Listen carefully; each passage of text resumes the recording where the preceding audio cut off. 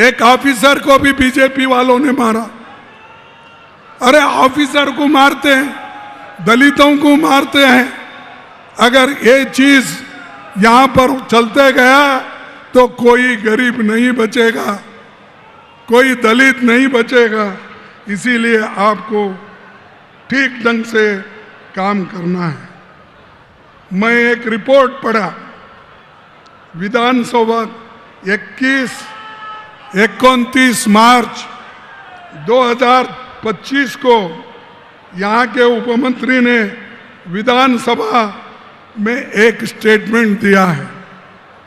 11 महीने में 28,000 महिलाओं पर और बच्चों पर अत्याचार हुए। कितने? 11 महीने में 28,000 महिलाओं और बच्चों पर अत्याचार हुए। इसके खिलाफ लड़ो। ये लड़े तो ही हमारे लोग जागृत होंगे, महिला जागृत होगी, लड़ने की शक्ति आ जाएगी।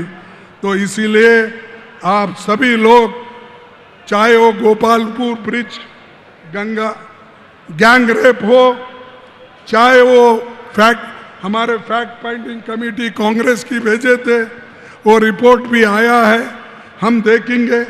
उसके बाद में सदन में भी इस बात को हमारे लोग उठाए हैं और आने वाले दिनों में भी इसके बारे में ज़्यादा से ज़्यादा लोग ये सवाल को उठाएंगे। और एक मैं खास करके कहना चाहता हूँ, यहाँ पर कमीशन खोरी बहुत है। अरे सैंड बेचते हैं, फॉरेस्ट बेचते हैं, हर चीज बेचने का, कमीशन खाने का। तो ऐसे बीजेपी के लीडरों को, गुंडों को आपको ठीक करना होगा। जैसा ठीक करना है वैसा ठीक करो। आप कहेंगे ठीक करे तो हमको जेल में डालेंगे, जेल में डालेंगे तभी तो आप लोग लड़ते रहना है अपने हकूक के लिए। जब आजादी के लिए हमारे लोग, लाखों लोग जेल गए, फांसी पे चढ़े, अपने बच्चों की जब स्कूल बंद कर दिए, तो क्या वो नहीं लड़े? किनके लिए लड़े? क्या ये अपनी हिफाजत के लिए, अपने हकूक के लिए आप इन गुंडों के साथ लड़ नहीं सकते? लड़ना बोले तो मैं रोज उठ के मारा मारी करो वो नहीं बोलता। लड़ना जो बापू ने हमको सिखाया है, सत्याग्रह करना, एजिटेशन करना और सब लोग मिलके काम करना। तो मैं जो अभी याद किए, राहुल गांधी जी ने भगवान जगन्नाथ की रथ यात्रा तक सरकार ने लापरवाही की। वो उसमें 3 श्रद्धालु मर गए, 50 से अधिक लोग घायल हो गए और रथ भी 2 दिन ठहरा। अमीर आने तक उसको खींचना नहीं। क्या अमीर के लिए भगवान बना है? क्या अमीर के लिए ही जगन्नाथ है? अरे भाई, भगवान सबके लिए होता है। और आज ये भगवान के नाम में भी लूट रहे हैं। ये बीजेपी का काम यही है। भगवान का राम नाम सत्य है ये बोलते हैं और उनका काम क्या है? मुख में राम, बगल में छुरी। मुख में राम, बगल में छुरी। अरे ये बीजेपी का काम है, इनको हमको छुड़ाना है।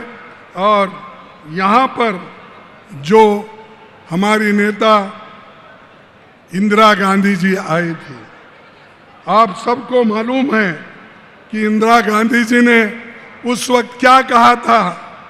उन्होंने ये कहा था कि यहाँ पर जो मैं आई हूँ, मैं उन्हीं के शब्द को मैं पढ़ता हूँ।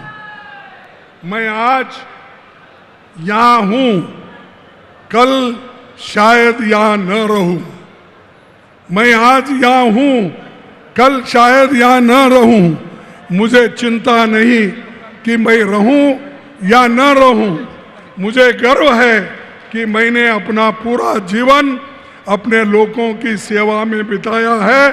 मैं आखिरी सांस तक ऐसा करती रहूंगी और जब मरूंगी तो मेरे खून का एक एक कतरा भारत को मजबूत करने के लिए लगाएंगे। कौन कहते हैं? कोई बहादुर है बीजेपी में? कोई मां का लाल है ऐसी बात करने वाला? उन्होंने अपनी जान खोई, 30 गोलियां उनके छाती में गिरी, प्राण छोड़ी। ये है कांग्रेस, ये है कांग्रेस के नेता लोग। तो इसीलिए जो लोग देश के लिए लड़ते हैं और देश को एक रखने के लिए, हमारे राजीव गांधी जी अपनी जान खो दिए, इंदिरा गांधी जी दी, और देश के उसूलों के लिए महात्मा गांधी जी दी। बताओ मेरे को, बीजेपी में, आरएसएस में ऐसा कोई नेता है कोई नेता? और तुम हमको सिखाते हो। तो भाइयों, मैं आपसे ये विनंती करके अपनी बात को समाप्त करूंगा। राहुल जी भी वही काम आज कर रहे हैं देश के लिए और एकता रखने के लिए, और एकता हम रखेंगे और एकता के लिए हम लड़ेंगे, मरेंगे, सब कुछ करेंगे। तो अफसोस है आज की सरकार हमारे प्रधानमंत्री सिर्फ प्रचार करने के लिए हर जगह जाते हैं। अरे भाई, वहां पहलगांव में और हमारे दूसरे जगह हमारे जो मीटिंग हो रहे हैं, उन मीटिंगों में मोदी नहीं आते, इलेक्शन में फिरते हैं। अरे जिसको देश की चिंता नहीं है वही ऐसी काम करता है। इसलिए आप लोगों को गौर से सुनना है, काम करना है। और मैं समझता हूं आज ओडिशा की कांग्रेस मजबूत हो रही है, ओडिशा की कांग्रेस मजबूत हो रही है।